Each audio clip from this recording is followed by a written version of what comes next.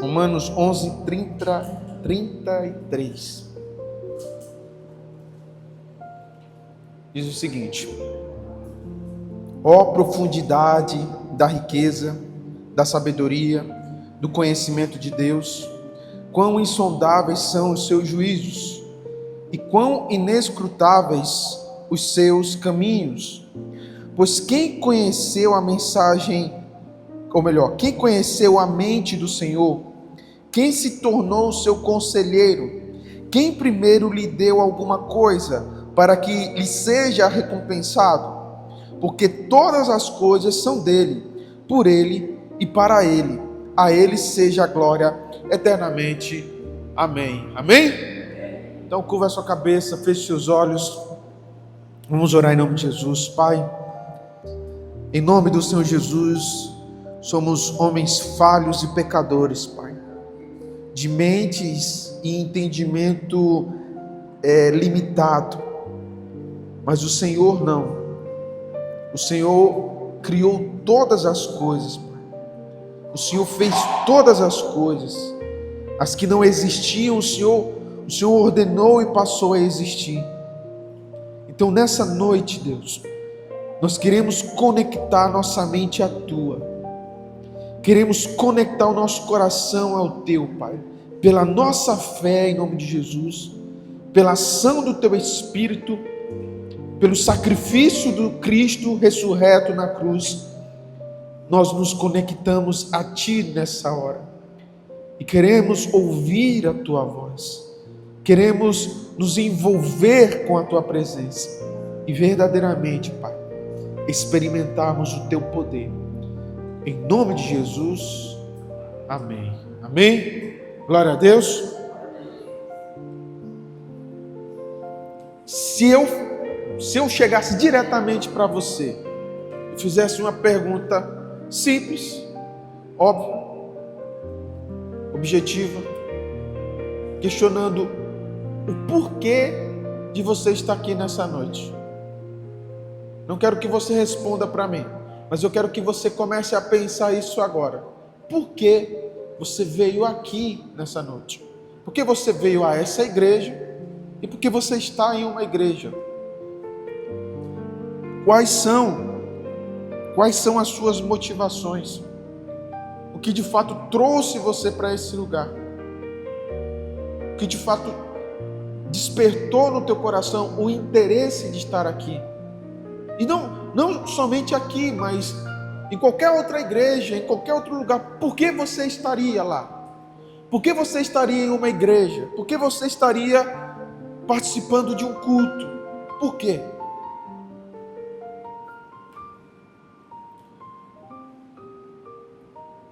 Você sabe a resposta aí no seu íntimo?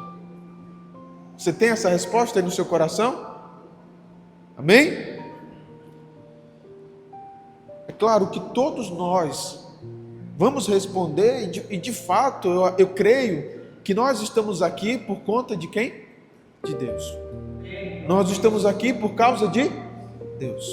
Deus é a razão que nos trouxe aqui. Embora muitas das vezes a gente venha para a igreja, ou a gente se motive a estar na igreja por conta de uma circunstância, de um problema, de uma dificuldade, nós buscamos a Deus porque nós cremos que Deus pode mudar a nossa história, pode mudar a nossa vida, pode mudar a nossa saúde, pode mudar o nosso coração, pode mudar os nossos sentimentos, pode mudar a nossa vida financeira, pode fazer um milagre por nós. Então nós cremos que Deus pode fazer algo na nossa vida, na nossa história.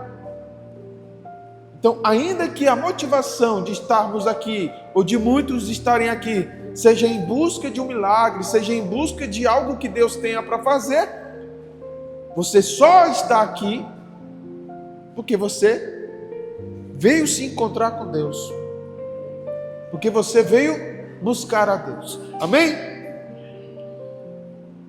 E o tempo, meu irmão, o tempo está passando, os anos estão passando. Falta quanto tempo? Falta aí 3 meses para me fazer 40 anos de idade. Você imagina que a pastora falta quantos dias para fazer? Não 40, ela vai fazer 36. 37? Aí, é mesmo?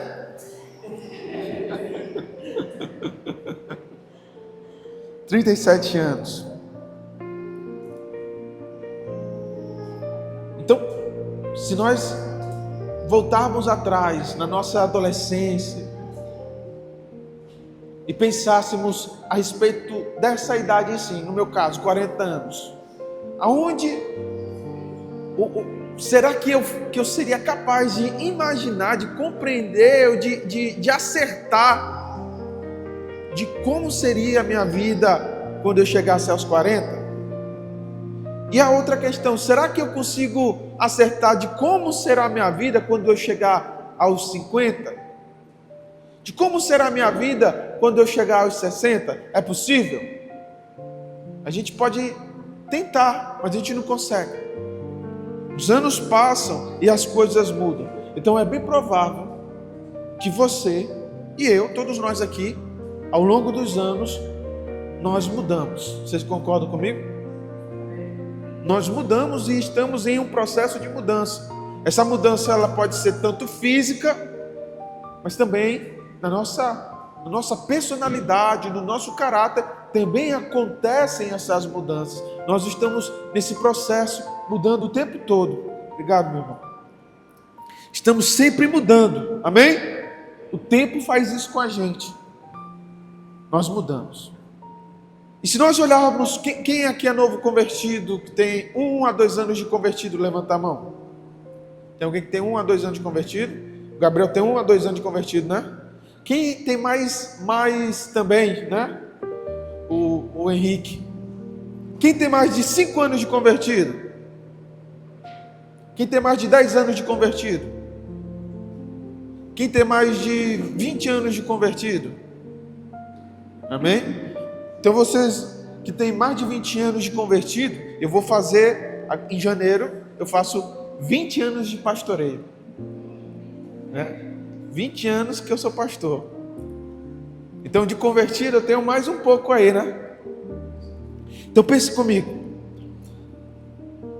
O irmão aqui, tem mais o Marcelo que levantou, quem mais? Quem tem mais 20 anos de convertido? O Arlan, o Luiz, o John. Como era a igreja há 20 anos atrás? Vocês lembram?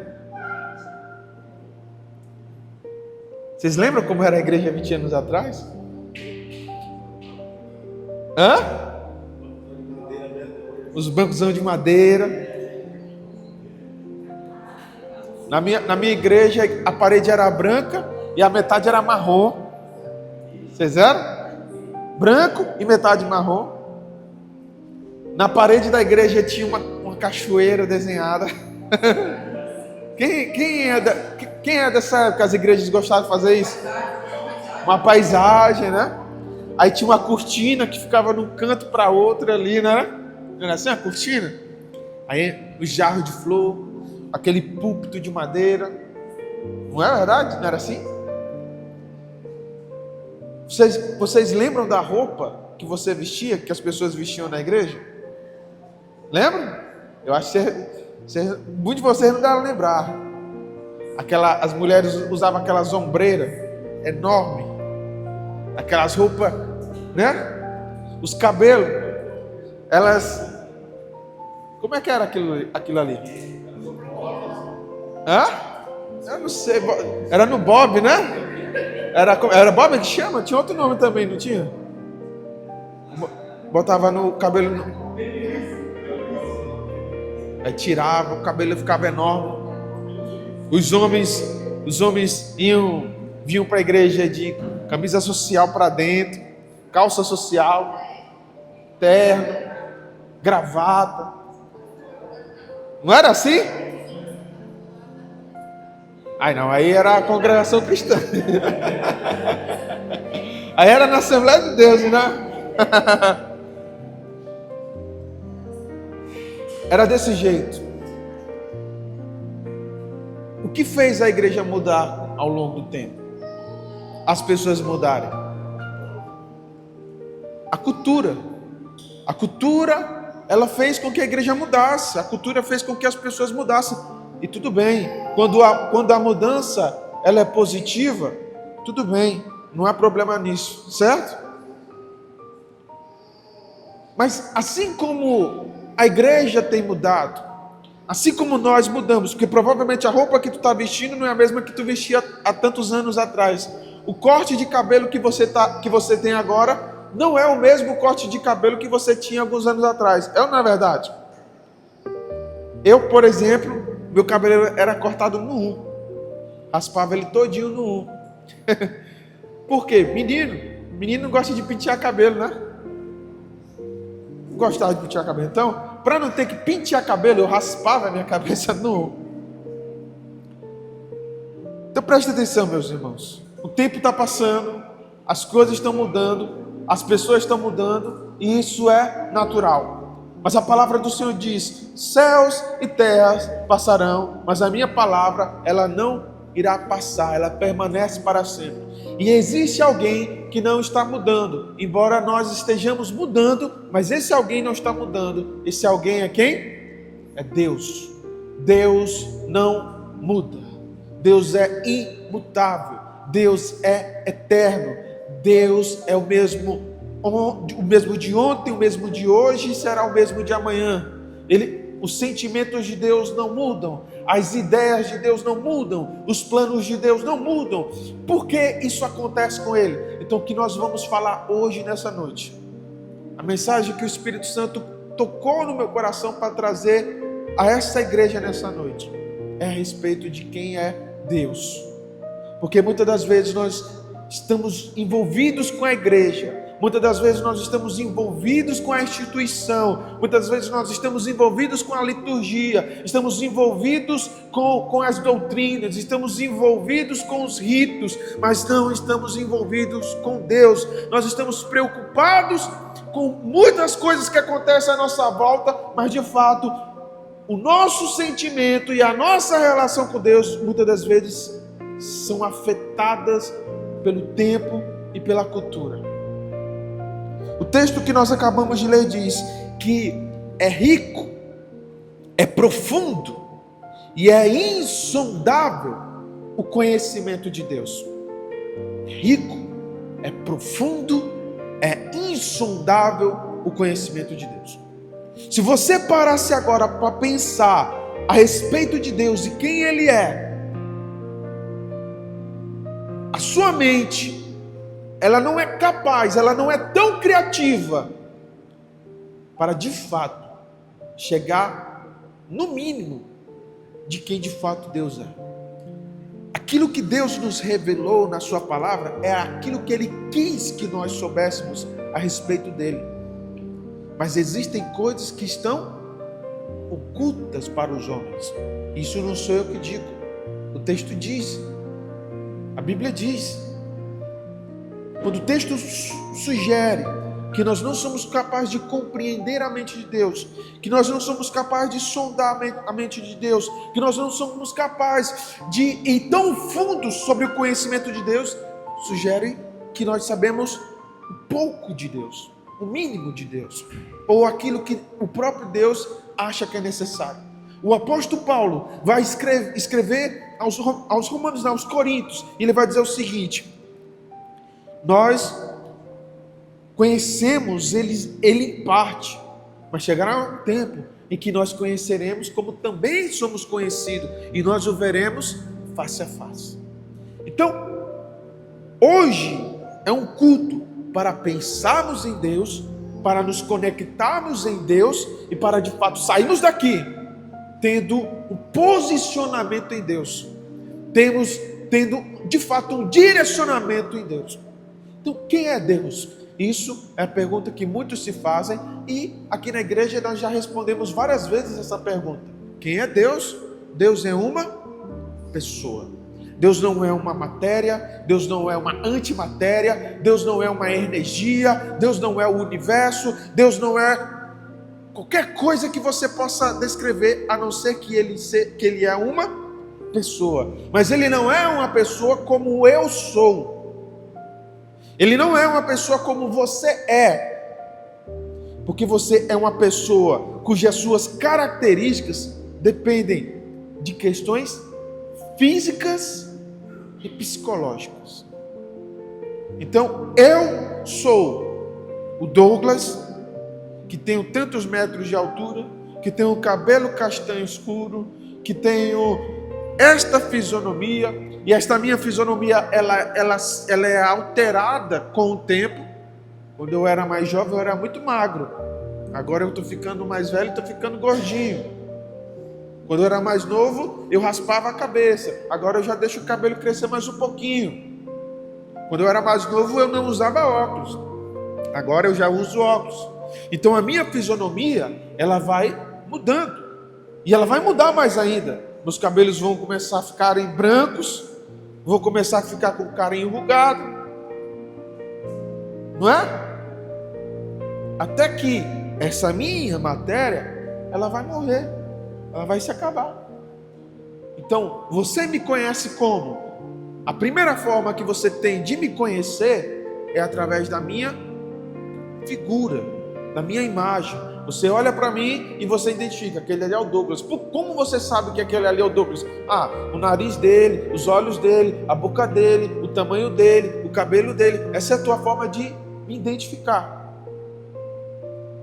Depois que você me identifica como essa estrutura, como essa pessoa, tem outras formas de você me conhecer. Você se torna meu amigo, você se relaciona comigo e você vai conhecer a minha personalidade. E dentro da minha personalidade, você vai ver que eu sou, às vezes, engraçado, que eu sou, às vezes, irritado, que eu sou, às vezes, sério, que eu sou, às vezes, brincalhão, que a minha paciência ela é pouca ou ela é muita. É através do relacionamento que você vai conhecer a minha personalidade. E dentro da minha personalidade também existe o meu caráter. Porque o fato de eu ser extrovertido ou introvertido, o fato de eu ser zangado ou mais alegre, etc., isso não de fato representa o meu caráter. Representa a minha personalidade, mas não representa o meu caráter. Porque muitas pessoas que são alegres podem ser mau caráter. É ou não é verdade? Então, à medida que você vai se relacionando mais comigo, que você vai se aproximando mais de mim, você vai perceber, você vai identificar quais são os meus atributos do meu caráter. Não da minha personalidade, mas do meu caráter. Você vai ver que dentro do meu caráter existe as qualidades, mas também existem seus desvios, como qualquer outra pessoa. Todo ser humano tem um caráter que tem tendência a se desviar. Não é verdade? E esses desvios de caráter não necessariamente se dão ou acontecem simplesmente porque a pessoa é mau. Mas existe o fator da pessoa ser de fato um mau caráter, mas existe também a questão da pessoa apenas ter um desvio de caráter. Você consegue distinguir uma pessoa que é mau caráter de uma pessoa que teve um desvio de caráter? Consegue? Consegue. Porque o mau caráter, ele age pela maldade. E uma pessoa que tem algum desvio de caráter, ela simplesmente pode, em algum momento da vida dela, em alguma situação, ela se sentir influenciada e vacilar. Quer ver um caso? Davi. A Bíblia diz que Davi era um homem segundo o coração de Deus, amém? Mas ele tramou contra a vida de um homem e cometeu adultério. Isso é ou não é um desvio de caráter? Mas isso não quer dizer que Davi era mau caráter. Quando é mau caráter, precisa de fato de uma transformação interna. Quando é um desvio de caráter, precisa aprender a vigiar, a orar mais e pedir perdão, se reconciliar com Deus. Você está entendendo? Então, assim é você, assim sou eu. Nós somos matéria, nós somos personalidade e nós somos caráter. Mas Deus não é matéria. Ele não possui uma fisionomia. Deus não tem olhos, Deus não tem boca, Deus não tem nariz, Deus não tem mãos. Tem sim, pastor, porque eu li na Bíblia que Ele tem. Mas a Bíblia, ela fala através de linguagens, de figuras. Então o fato da gente falar que Deus estenda as mãos dele sobre nós, que Ele mede os céus com a palma de suas mãos, o fato de falarmos que estamos debaixo das suas asas, que descansamos debaixo das suas asas, ou que descansamos sobre a sombra do Deus onipotente, quando nós falamos isso, nós não necessariamente estamos falando que Ele tem esses atributos, ou quando a Bíblia fala isso, não necessariamente ela está dizendo que Deus é assim, mas está utilizando de uma linguagem poética, ou de uma figura de linguagem, ou de uma metáfora, para ilustrar questões do nosso relacionamento com Ele. Você está entendendo? Porque Deus não tem essas coisas. Deus não tem boca, não tem olhos, não tem orelhas, Deus não tem cabelo, Deus não tem barba, porque Ele não necessita dessas coisas. Esses são atributos físicos que há em nós, que existem por conta da nossa necessidade de nos relacionarmos com o espaço e com o tempo. Você está entendendo? Deus não precisa ter mãos para pegar alguma coisa. Vocês acham que Deus precisa de mãos para pegar algo? Deus pode simplesmente fazer aquilo ali. E mais louco, Deus não precisa de perto nem de longe, porque isso é uma questão espacial que pertence a nós que somos matéria. Então Deus, primeiramente, para que você entenda quem é Deus, Deus é uma pessoa, mas não uma pessoa como nós somos. Deus é uma pessoa que possui o quê? Conhecimento de si próprio. Deus sabe quem Ele é. Deus é uma pessoa que interage com as coisas à parte, ou seja, as coisas que Ele criou, as coisas que Ele formou. E Deus é uma pessoa que possui, além desses conhecimentos, Ele possui vontade. E essa vontade que Deus possui está ligado a quem Ele é. Uma vez, isso aqui eu falei uma vez em um debate que eu participei. Eu vou falar aqui e vocês absorvem da forma que vocês entenderem melhor. Uma vez, num debate, a pessoa falou assim para mim: se Deus é bom, por que Deus permite a morte de crianças lá na África, crianças que passam fome? Se Deus é bom, por que Deus permite que pessoas sejam violentadas da forma mais absurda que existe, ou que sofram através de crimes e etc? Se Deus é bom, como Deus, sendo bom, permite essas coisas?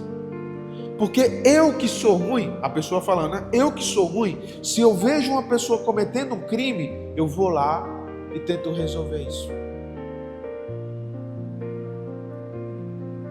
Se eu vejo uma criança sofrendo algum tipo de abuso, eu vou lá e tento salvar.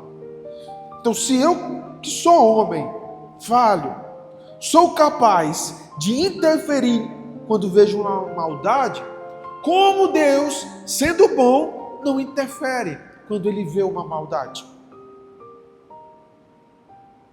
Ou Deus, é o raciocínio dele, ou Deus não é bom, ou Deus é bom, mas não está se lixando para a gente. E aí, você tem como responder isso? E eu disse para ele o seguinte: quando nós falamos que Deus é bom, nós estamos atribuindo a bondade de Deus baseado nas nossas experiências, ou pelo menos naquilo que nós entendemos sobre bondade. Porque se nós formos pensar filosoficamente o que é a bondade é algo filosoficamente difícil de explicar. Porque ela parte do pressuposto, do princípio de alguém que afirma que tal coisa é bom e tal coisa é ruim. Então eu baseio a minha bondade em experiências que possam me proporcionar algum tipo de alívio, em experiências que podem me proporcionar algum tipo de agrado, ou em alguma ação que eu entenda que seja ou aparenta justiça. Sendo assim, quando eu digo que Deus é bom, eu estou dizendo que Deus é bom baseado no quê? Na minha percepção de bondade. Só que a minha percepção de bondade, ela pode ser refutada por muitas outras coisas. Por exemplo,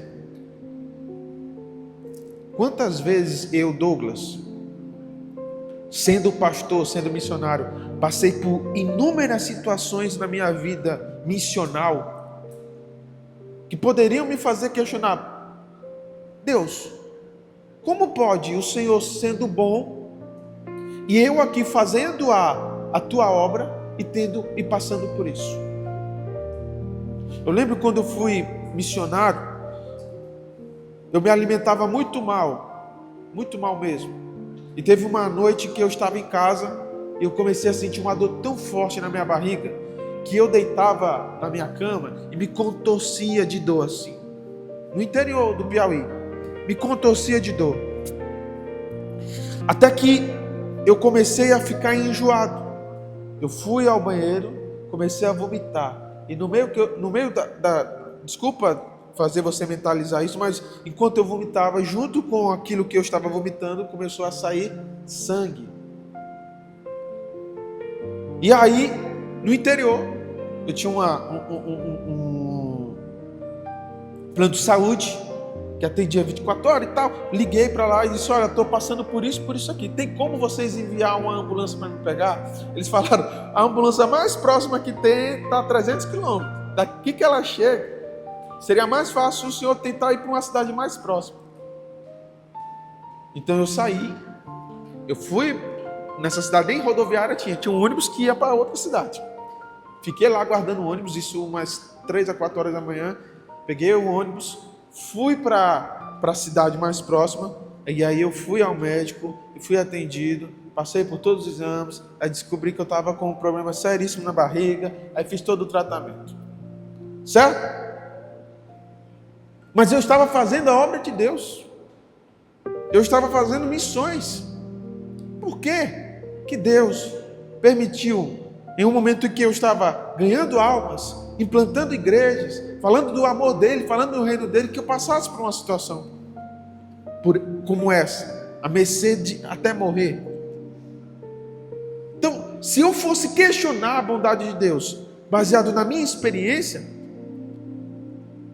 eu poderia falar que Deus é o quê? Mal, ruim. Porque a experiência que eu estava tendo não era uma experiência boa. Não era uma experiência o quê? Agradável. Então a bondade, meus irmãos, ela é muito mais complexa do que você imagina. Existem ações de bondades que são mais perceptíveis. Como, por exemplo, você dá um presente para alguém. Quando, por exemplo, você dá um dinheiro para alguém. Quando, por exemplo, você dá comida para alguém. Mas não necessariamente, ainda que esse ato seja bom, aparentemente, não necessariamente seja o ato que é necessário para aquilo. Porque muitas vezes, na intenção de ajudar, você acaba não ajudando. Porque você começa a dar ali um pão para alguém, uma comida para alguém, uma roupa para alguém, e aquela pessoa passa a ser dependente da sua ajuda, e ao invés dela tentar mudar e ser uma pessoa melhor, ela acaba se tornando uma pessoa mais dependente da sua bondade. É ou não é? Não é verdade? E essa bondade, ela é boa? Não é complexo falar sobre bondade? Não é difícil falar sobre bondade? Então, quando você diz que Deus não é bom porque uma criança está passando fome na África, quando você diz que Deus não é bom porque as pessoas estão sofrendo no mundo, você está julgando, você está impondo sobre Deus um nível de bondade que tem muito mais a ver com você do que a ver com quem Ele é. Quando nós falamos que Deus é bom, se eu fosse tu, até escrevia isso para tu não esquecer. Quando nós falamos que Deus é bom, nós não estamos dizendo que Deus é bom porque Ele faz tudo o que a gente quer ou tudo o que a gente acha que é necessário. Mas quando nós falamos que Deus é bom, nós estamos falando de que nele emana toda a bondade, de que todo ato de bondade, de que todo ato de benignidade que existe, tem como parâmetro o próprio Deus. Por quê? Deus é o parâmetro da bondade, porque Ele é a primazia de todas as coisas, porque Ele é o ponto inicial de todas as coisas. Verso 35 do capítulo 11 que nós acabamos de ler aqui em Romanos diz assim, ó: quem primeiro lhe deu alguma coisa? Quem foi que deu algo para Deus? Quem foi o primeiro a dar alguma coisa para Deus? Ninguém, não é? Para que ele seja recompensado? Ninguém. Então ele vai falar, porque todas as coisas são dele, para ele e por ele. Você entendeu agora? Então, quando nós falamos que Deus é bom, não quer dizer que Deus é bom porque Ele faz as coisas que são boas para nós. Quando falamos que Deus é bom, nós falamos que Ele é bom porque dele emana toda a bondade. Se existe algum ato de bondade nessa vida, se existe algum ato de bondade acontecendo aqui nesse lugar, isso acontece por quê?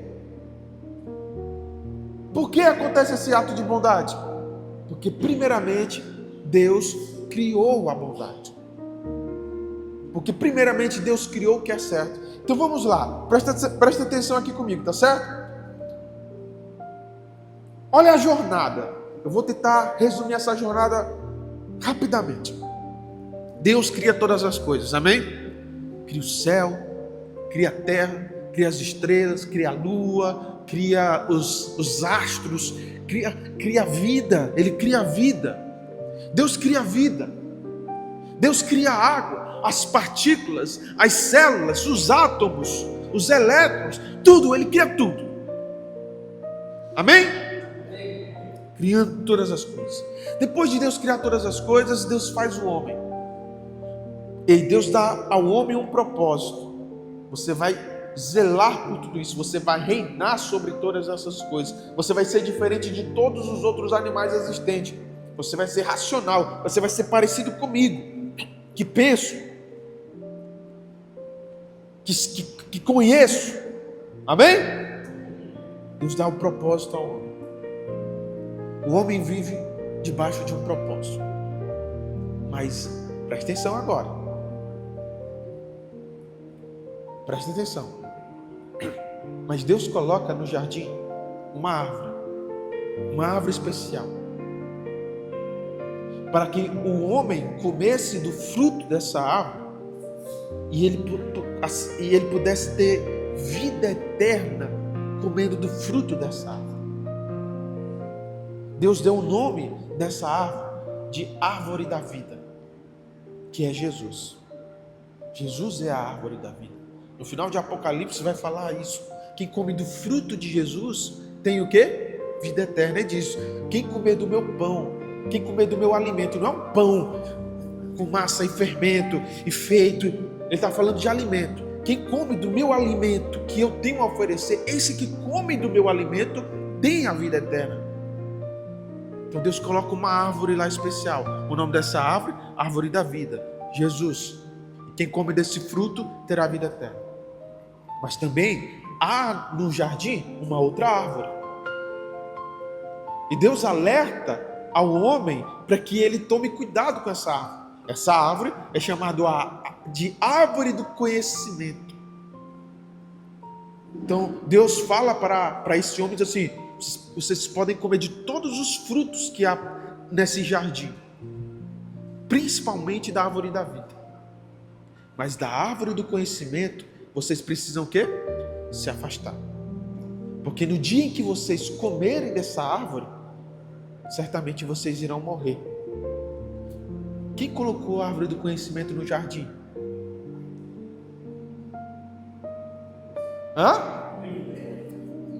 Será que ela brotou, escapou ali dos planos de Deus? Quem colocou a árvore do conhecimento no jardim? Deus. Deus é quem colocou a árvore do conhecimento. Eu pergunto a vocês: Deus sabia que o homem iria comer dessa árvore? Sabia ou não sabia? Ele sabia. O apóstolo Pedro fala sobre isso. Antes da fundação do mundo, Deus já tinha um plano. E esse plano era Jesus, o sacrifício de Cristo. Então Deus sabia que o homem ia cair. Aí você vai dizer assim: então Deus é mau, porque Deus sabia, ele não fez nada. Ele fez, ele não fez, ele não tinha um plano. Deus não tinha um plano.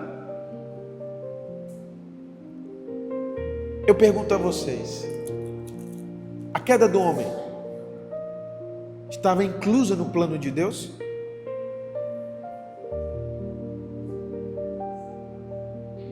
Ou a queda do homem foi uma quebra de percurso?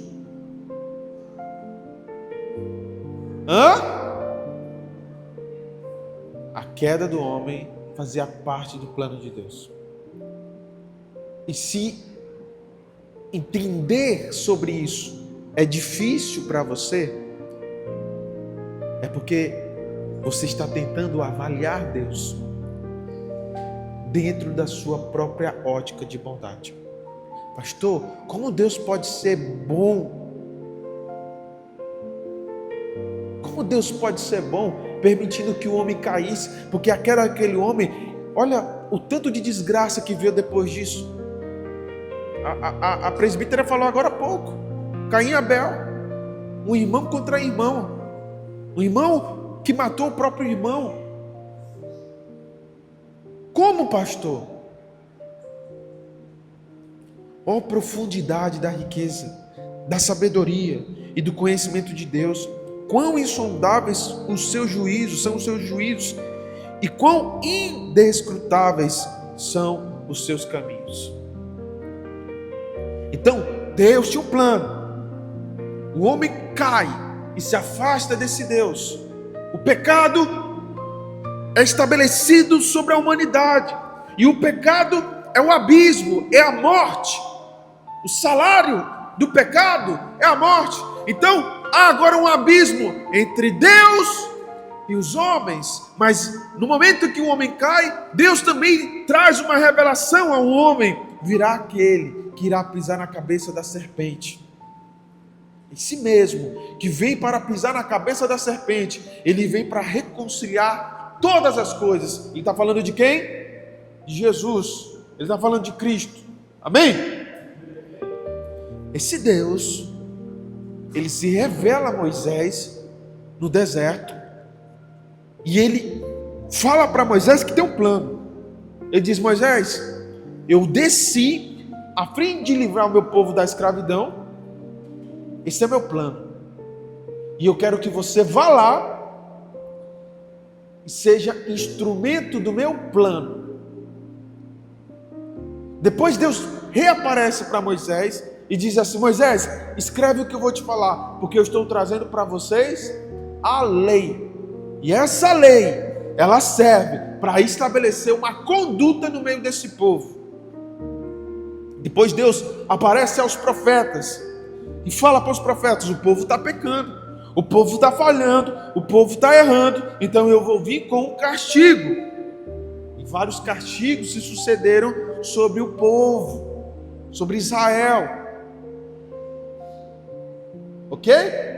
Depois Deus reafirma a sua promessa ao profeta Isaías, dizendo que viria o filho do homem, o menino nascido de uma virgem, e ele seria o príncipe da paz, o nosso conselheiro, o nosso Deus maravilhoso, o Pai da eternidade.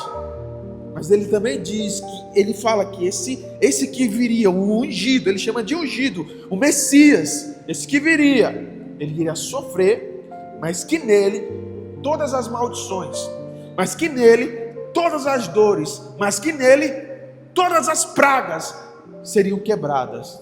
Amém? Depois, anos depois, quem é que vem à terra? Jesus. Jesus vem, cura as pessoas, prega o evangelho e ele morre. Ele morre, mas depois ele ressuscita.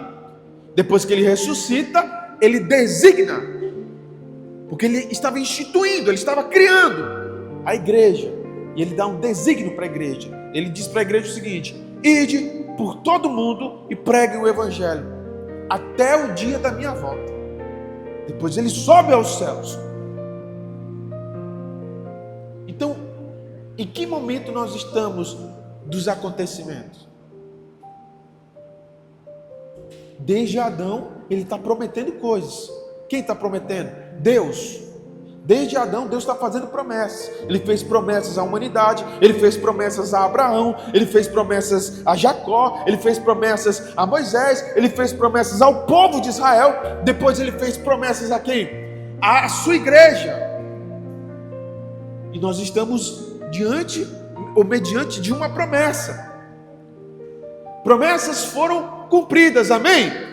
Deus cumpriu algumas promessas, mas a promessa que está sobre nós é a promessa, não é a promessa que está sobre Israel, mas é a promessa que está sobre a sua igreja. E qual é a promessa? De que ele voltaria para buscar a sua igreja.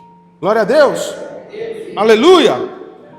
De que ele está voltando, e na volta ele está vindo buscar a sua igreja. Glória a Deus! Amém. Só que todas as promessas de Deus, eu desconheço qualquer promessa que não seja.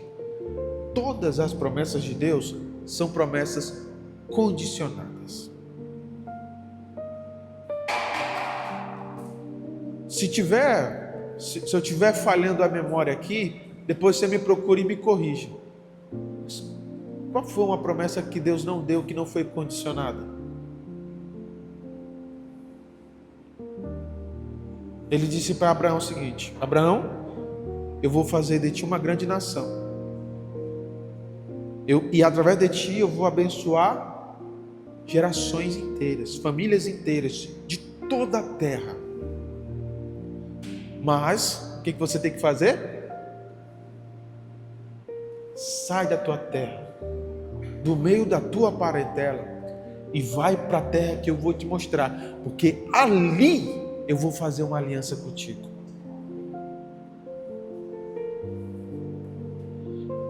Deus deu uma promessa a Abraão, mas condicionou essa promessa. Depois Deus aparece para Moisés e diz: eu vou livrar o meu povo das mãos dos egípcios, mas você tem que ir lá e falar por mim. Moisés: Senhor, manda outro, sou pesado de língua, manda outro, eu não tenho condições, manda outro. Moisés, quem criou a língua, Moisés? Quem criou o homem? Quem criou todas as coisas? Não sou eu, o Senhor, que criou todas as coisas? Então Deus deu uma promessa a Israel, mas condicionou essa promessa a quem? A Moisés. Depois Deus vai dar uma promessa a quem? Ao povo, mas ele vai condicionar. Ele diz: olha, certamente, se vocês forem fiéis, eu vou abençoar assim, assim, assado. Mas se vocês forem infiéis e estiverem no pecado, virá uma grande maldição sobre vocês. E o que acontece?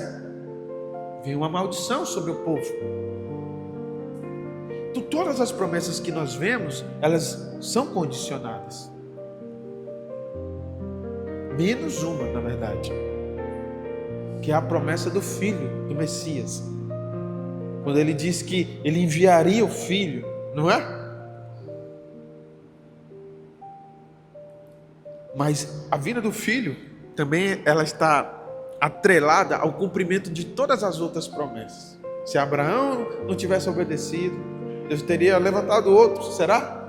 Aí entra num campo que não nos pertence, que é das conjecturas. Não cabe a nós conjecturar, mas se Abraão, foi necessário que Abraão saísse da terra, que Abraão tivesse um filho, esse filho fosse Isaac. Isaac teve 2 filhos, um dos filhos se chamava Jacó. Esse filho foi o abençoado, não porque Esaú negou a bênção, como muitos dizem, mas no capítulo 9 de Romanos diz que ele foi abençoado antes mesmo de nascer, porque Deus já havia feito ele para ser aquele homem.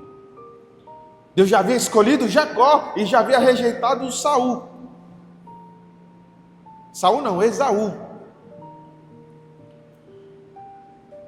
Deus faz de Jacó Israel. Israel tem 12 filhos. As 12 filhos vão para a terra, se tornam uma nação. Dessa nação nasce quem? Jesus, que vem da tribo de Judá. Então você vê todo o caminho que foi percorrido para que as promessas fossem se cumprindo. Vocês estão me entendendo? Vocês estão entendendo mesmo? Porque aonde eu quero chegar com isso? Nós estamos debaixo de uma promessa. A promessa de que Jesus vai voltar. E na volta de Jesus, o que ele vai fazer? Na volta de Jesus, ele vai arrebatar a sua igreja e ele vai vir com o juízo final. O que é o juízo final? Significa o fim de todas as coisas. O fim de tudo que é mal. O último julgamento, onde Deus irá julgar todos os homens. Os homens que tiverem Cristo como seu Salvador serão salvos. Mas os homens que rejeitaram a Cristo, esses serão condenados. O juízo final. Então nós somos a última levada da promessa. Não existe uma promessa que vai vir depois disso não, meu irmão. Não vai existir uma nova promessa. Nós somos a última promessa. Foi a promessa da vinda de Jesus e do fim de todas as coisas. Jesus está voltando para arrebatar a sua igreja e para vir com o juízo final. Nós somos o último estágio dessa promessa. Glória a Deus!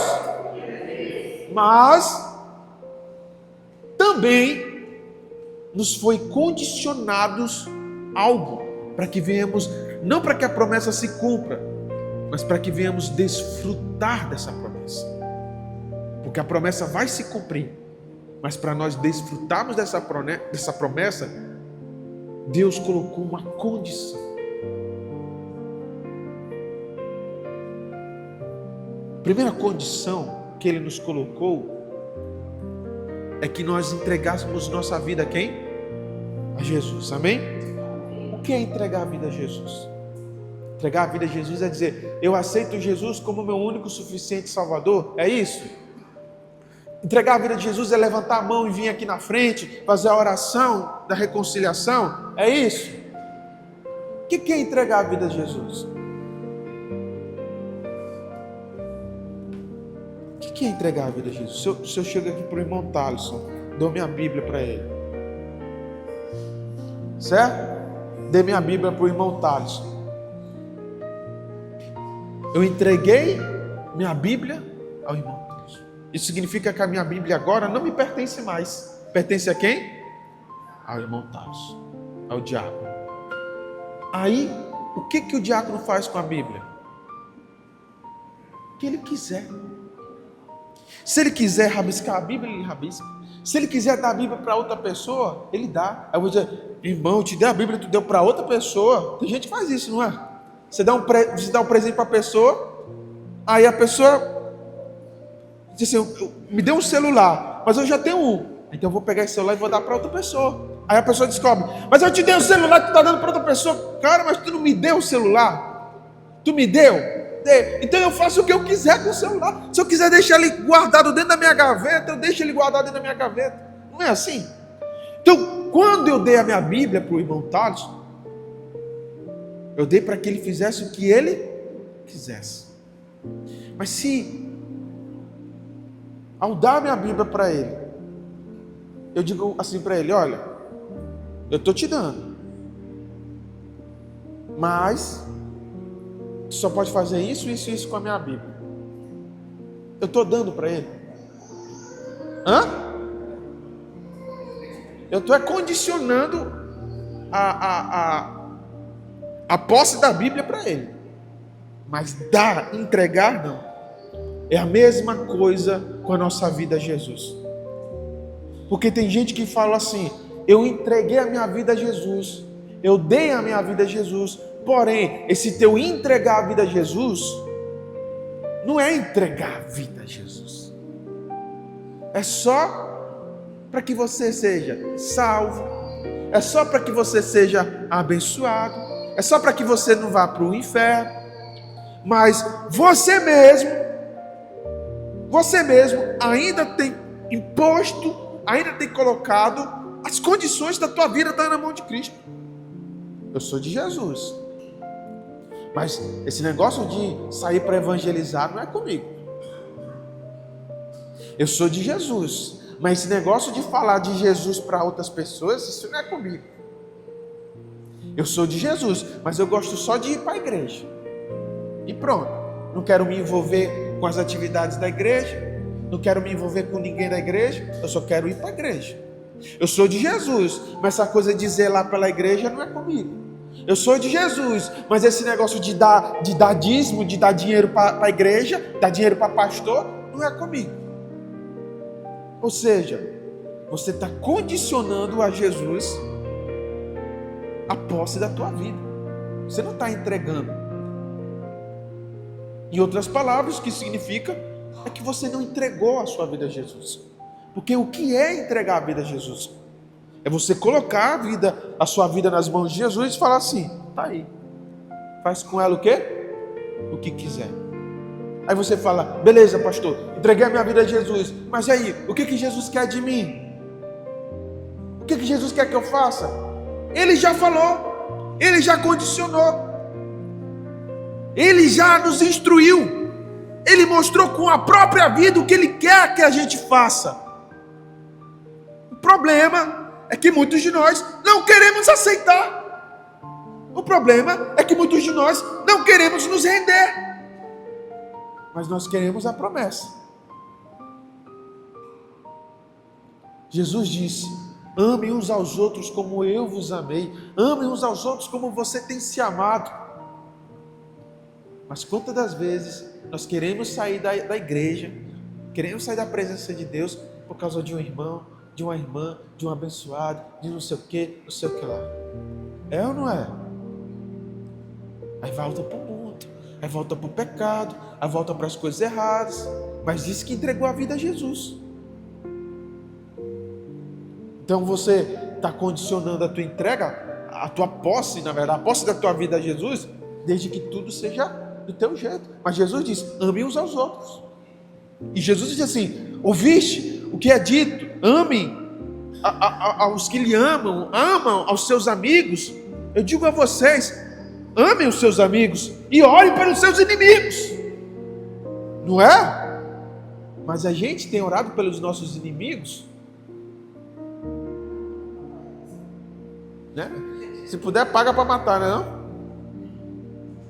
É ou não é? Você está entendendo? Jesus disse: ide por todo mundo, pregue o evangelho a toda criatura. Mas nós não temos pregado o evangelho. Você prega o evangelho no seu trabalho? Você prega o evangelho para os seus amigos? Você prega o evangelho lá onde você estuda? Você prega o evangelho onde você mora? Você prega o evangelho para as pessoas? As pessoas, quando olham para a tua vida, elas reconhecem o evangelho em você? Você tem falado de Jesus? Você tem pregado sobre Jesus? Você tem orado pelas pessoas? Então, eu pergunto a vocês: como é que vocês entregaram a vida a Jesus, meus irmãos? Sabe por que no início da palavra eu falei de como era antigamente? Porque os irmãos que são das antigas hão de concordar comigo. A igreja era diferente, mas não era por conta da parede branca, não era por conta do banco de madeira, não era por conta da cachoeira pintada na parede. É porque naquela época nós éramos uma igreja que de fato queríamos que Jesus voltasse. E a nossa sede, a nossa ânsia de que Jesus deveria chegar o mais rápido possível, fazer com que nós tivéssemos muito mais disposição para pregar sobre Jesus do que é a geração de hoje, do que as pessoas de hoje. Porque naquela época nós pregávamos sobre Jesus, amém? E não existia rede social que nos deixasse famosos com isso. Não existia Instagram, não existia Facebook, não existia, nem Orkut existia. Nós só pregávamos o Evangelho. Nós só falávamos do reino de Deus. Hoje, as pessoas têm uma questão: será que elas estão pregando o Evangelho ou elas estão se promovendo através do Evangelho? Será que elas estão anunciando o reino de Deus ou elas estão pegando a causa do reino para autopromoção? E a igreja? Por que nós queremos que essa igreja aqui ela venha existir? Por que essa igreja ela precisa existir? Por quê? Para a gente vir todos os domingos, cantar as musiquinhas, ou receber uma oração, ter aquela paz no nosso coração, nos sentirmos bem com a gente mesmo, e etc, etc. E depois saímos daqui para viver uma vida medíocre, saímos daqui para vivermos de novo no pecado, para mentir, para roubar, para se prostituir, para fazer o diabo, como diz o povo. É para isso que nós estamos vindo à igreja todo domingo. E durante a semana, o que você faz para Deus? Ou você fica botando banca, mas é longe, mas aqui. O que você faz para Deus? Que entrega é essa que você dá para Jesus? Que entrega? O Luiz sabe. A igreja que eu frequentava, tu conheceu o pastor Carvalho, Luiz? Ele foi pastor da Batista El Shaddai, que era lá no Esplanada. Conheceu lá? Pronto, eu junto com a minha família, alguns irmãos, ajudamos a plantar essa igreja. Na época eu nem era pastor nem nada. Mas sabe onde é que eu morava? Eu morava lá no Portal da Alegria. Conheceu, Luiz? Tu acha que do Portal da Alegria até a igreja Batista El Shaddai, lá no Esplanada, dá quantos quilômetros ali? Hã?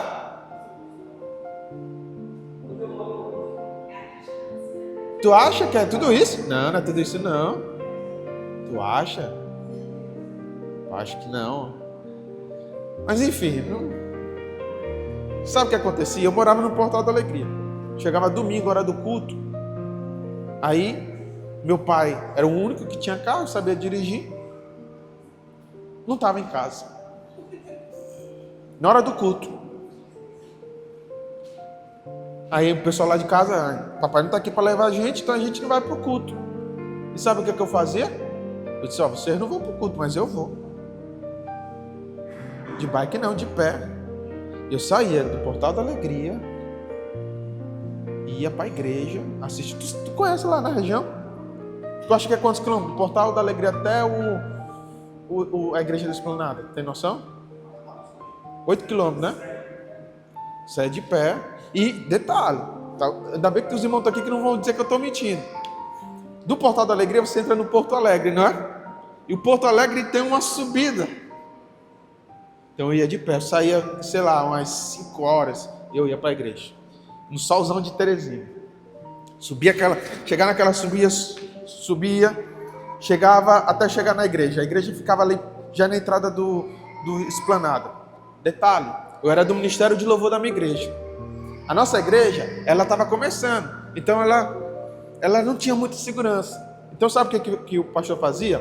Todo o equipamento do som da igreja, ele deixava na casa de uma irmã que morava de trás da igreja. Então quando eu chegava na igreja, de ter andado ali uns 8 quilômetros a pé, o que eu ia fazer quando eu chegar na igreja? Eu ia na casa da irmã, pegar as caixas de som bem maior que essas, que naquela época não tinha caixinha pequena assim, botar nas costas e levar para a igreja. Terminava o culto, eu voltava a pé, naquele breu que era o Portal da Alegria naquela época. Voltava a pé. E eu fazia isso o quê? Praticamente todo domingo. Por quê? Por causa do pastor? Por quê? Por causa do irmão, da irmã? Por quê? Por causa da igreja? É óbvio que eu me sacrificava dessa forma, não era por conta da igreja, não era por conta do pastor, era por amor a quem? A Cristo. Porque eu tinha feito uma oração para Cristo, de que eu tinha entregado a minha vida para Ele. Eu tinha feito uma oração para Cristo, de que nessa minha entrega que eu havia feito para Ele, não existia limites, não existiam barreiras. Então o que Cristo fazia? Ele colocava diante de mim o quê? Ou melhor, Ele não, porque a Bíblia diz que Ele não tenta ninguém, mas Ele permitia situações em que eu pudesse fazer o quê? Provar. Então você chega na igreja e diz que Deus é tudo para você.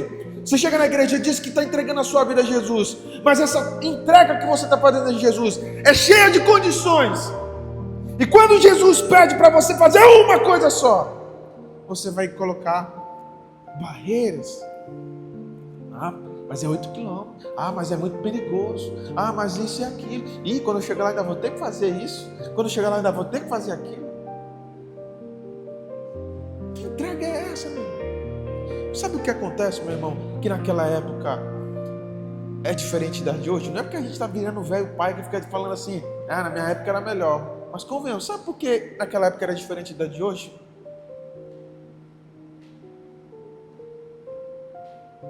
Naquela época, o que acontecia é que a igreja, ela não tentava agradar a gente. Quantas vezes assistimos o culto e o ventilador que rodava, a gente pedia para desligar o ventilador, de tão quente, ele jogava um vento quente em cima da gente. Pelo amor de Deus, desliga esse ventilador. Quantas vezes faltou luz? Os meninos aqui sabem que naquela região ali faltava luz o quê? Naquela época. Estou falando de 1900 e alguma coisa. Faltava o quê? Direto luz. Faltava luz, a gente ia todo mundo para a porta da igreja e o culto era todo feito na escuridão. Não tinha celular com lanterninha não, meu. Na escuridão. Não tinha som, não tinha microfone, só tinha vontade de servir ao Senhor. O problema é que hoje a gente está construindo uma igreja que não serve a Deus, mas serve os homens, que agrada aos homens, que façam as pessoas se sentirem bem com elas mesmas quando elas estão no pecado. E vai falar que a vida dela, minha irmã, está no pecado, toma vergonha na tua cara, se ofende. Irmão, quer vergonha na tua cara, seja homem, honra a tua palavra que tu deu para Deus. Tu entregou a tua vida a Jesus? Naquela época era cheio de cara querendo ser pastor na igreja. Hoje, cadê os homens querendo ser pastor? Porque a igreja hoje, ela está muito mais interessada em agradar as pessoas do que de fato as pessoas estarem interessadas em agradar a Deus. E não a igreja e não a homens, mas a Deus.